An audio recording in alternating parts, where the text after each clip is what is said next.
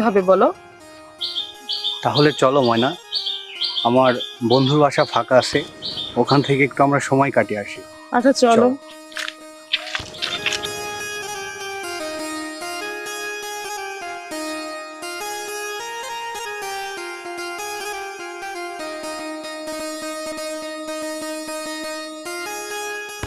ময়না, আমাকে দেখেও না দেখার ভান করে চলে যাচ্ছিস।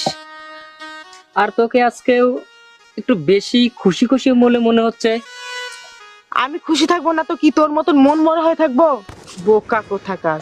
তুই তো এত হাসি খুশি নিয়ে রাস্তাঘাটে চলিস না ময়না। আজ তুই এত খুশি কেন? তুই কি আলাদিনের চেরাগ পেয়েছিস নাকি? আলাদিনের চেরাগের চেয়ে 100,000 গুণ ভালো সম্পদ আমি অর্জন করেছি, বুঝেছো? এ ময়না, কি এমন সম্পদ পেয়েছিস বলবি আমায়?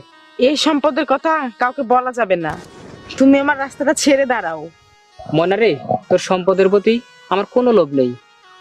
তোর সম্পদ তোর কাছেই থাক, কিন্তু আমি যে তোকে ছাড়া একেবারে অচল হয়ে পড়েছি। দেখ আমাকে একটু। তোমার ওই এক কথা আমার বারবার শুনতে ভালো লাগে না। তোমার ওই এক কথা বারবার আমার কানের সামনে এসে বলবা না। তুই মনের আবেগে চকচকে সোনা দেখে পাগল হয়ে গেছিস, কিন্তু একবারও ভাবলি না ওইটা আসল সোনা না নকল সোনা।